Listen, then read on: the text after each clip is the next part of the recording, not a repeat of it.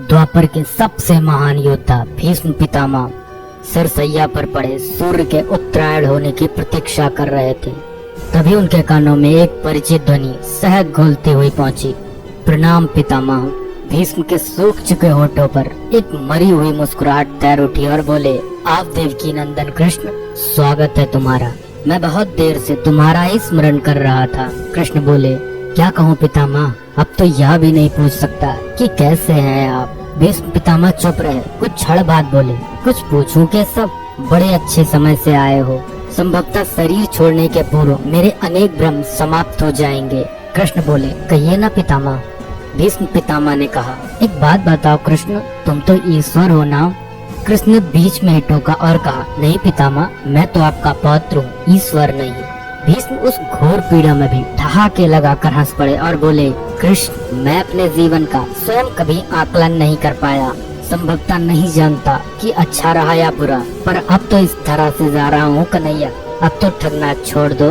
कृष्ण भीष्म पितामह के थोड़ा करीब आए और उनका हाथ पकड़कर बोले, कहिए पितामह, क्या पूछना चाहते हैं आप। भीष्म पितामह बोले, एक बात बताओ कन्हैया, इस युद्ध में जो हुआ वो ठीक था क्या। कृष्ण ने कहा, किसकी ओर से पितामह, पांडवों की ओर से या कौरवों की ओर से। भीष्म पितामह ने कहा, कौरवों के कृत्यों पर चर्चा का तो कोई अर्थ ही नहीं रहा कन्हैया, पर क्या पांडवों की ओर से जो हुआ वो सही था। आचार्य द्रोण का वध, दुर्योधन की जंघा के नीचे प्रहार, दुशासन की छाती का चीरा जाना, जयद्रथ के साथ हुआ छल, निहत्थे कर्ण का वध, ये सब उचित था क्या।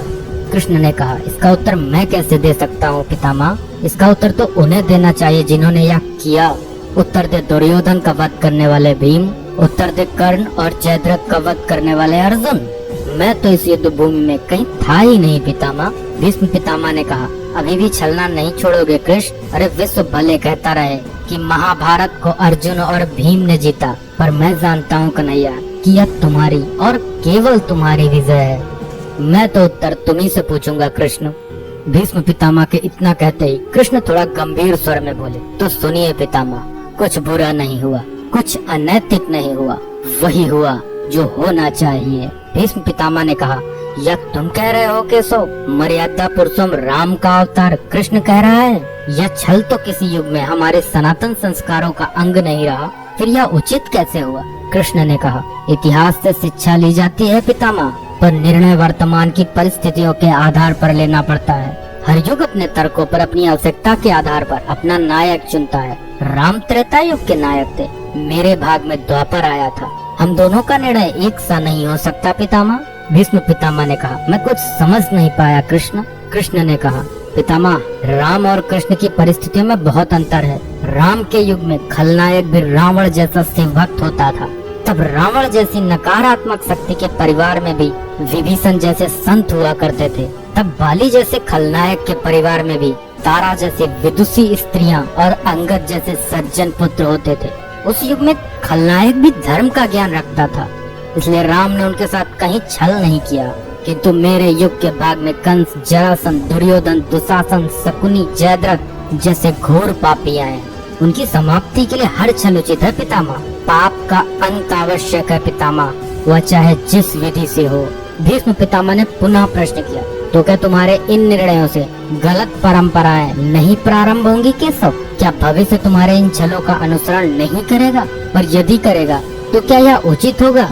कृष्ण ने कहा, भविष्य तो इससे भी अधिक नकारात्मक आ रहा है पितामह। कलयुग में तो इतने से भी काम नहीं चलेगा, वहाँ मनुष्य को कृष्ण से भी अधिक कठोर होना होगा, नहीं तो धर्म समाप्त हो जाएगा।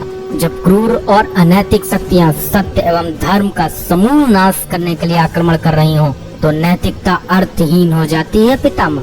तब महत्वपूर्ण होती है विजय, केवल विजय। भविष्य को यह सीखना ही होगा पितामह। भीष्म पितामह ने पूछा, क्या धर्म का भी नाश हो सकता है केशव, और यदि धर्म का नाश होना ही है तो क्या मनुष्य इसे रोक सकता है।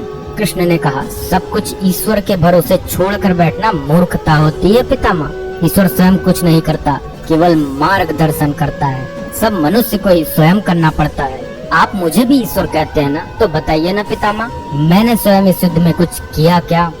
सब पांडवों को ही करना पड़ा ना, यही प्रकृति का संविधान है। युद्ध के प्रथम दिन यही तो कहा था मैंने अर्जुन से, यही परम सत्य है। कृष्ण की बातों को सुनकर भीष्म पितामह संतुष्ट लग रहे थे। उनकी आंखें धीरे धीरे बंद होने लगी।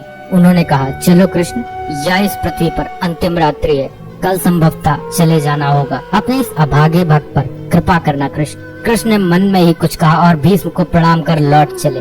पर युद्ध भूमि के उस डरावने अंधकार में भविष्य को जीवन का सबसे बड़ा सूत्र मिल चुका था। जब अनैतिक और क्रूर शक्तियां सत्य और धर्म का विनाश करने के लिए आक्रमण कर रही हों, तो नैतिकता का पाठ आत्मघाती होता है। ईश्वर कुछ भी नहीं करते, ईश्वर सिर्फ राह दिखाते हैं। सब कुछ हमें ही करना पड़ता है और ईश्वर के भरोसे हाथ पर हाथ रख के बैठे रहना मूर्खता होती है।